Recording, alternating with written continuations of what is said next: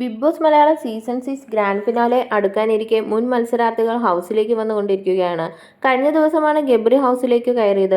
തന്റെ അടുത്ത സുഹൃത്തായ ജാസ്മിന് സർപ്രൈസ് കൊടുത്തായിരുന്നു ഗബ്രിയുടെ എൻട്രി. പ്രേക്ഷകർ ഏറെ കാത്തിരിക്കുകയായിരുന്നു ഗബ്രിയുടെ ഈ വരവ്. ഗബ്രി ജാസ്മിൻ ബന്ധത്തിൽ പുറത്ത് കടുത്ത വിമർശനങ്ങൾ ഇപ്പോഴും ഉണ്ട്.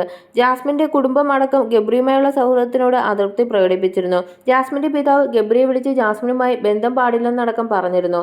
ഈ സാഹചര്യത്തിൽ മടങ്ങിയെത്തുന്ന ഗബ്രി ജാസ്മിനോട് ഇങ്ങനെ പെരുമാറുമെന്നും ഗബ്രി പുറത്തെ കാര്യങ്ങൾ ജാസ്മിനോട് പറയുമോ എന്നുമൊക്കെയാണ് പ്രേക്ഷകർ ഉറ്റുനോക്കിക്കൊണ്ടിരിക്കുന്നത്. ജാസ്മിന് മുന്നിൽ താരം പഴയ ഗബ്രിയായിരുന്നു എന്നാണ് ആരാധകർ കണ്ടത്.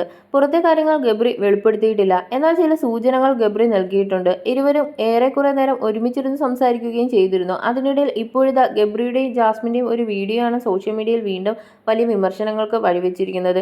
ഇരുവരും കെട്ടിപ്പിണർന്നു നിൽക്കുന്നതാണ് വീഡിയോ.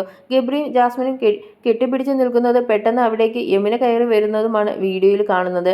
യമുന ജാസ്മിനെ തട്ടുകയും ഗബ്രിയോട് അവളെ വിടാൻ ആവശ്യപ്പെടുകയും ചെയ്യുന്നുണ്ട്. ഇതോടെ ഇരുവരും പിന്മാറി.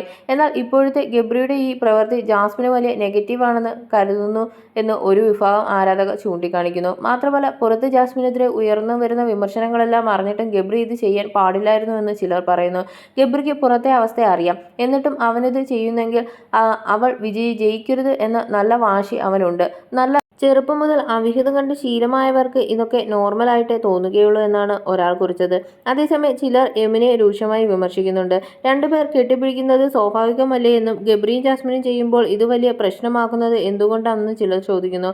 ഇനി എന്തൊക്കെ വിമർശിച്ചാലും ജാസ്മിൻ തന്നെ കപ്പുയർത്തുമെന്ന കുറിപ്പുകളും ആരാധകർ പങ്കുവയ്ക്കുന്നുണ്ട്. അത്തരത്തിലൊരു കുറിപ്പാണ് പിന്നീട് സോഷ്യൽ മീഡിയ വൈറലായിരിക്കുന്നത്.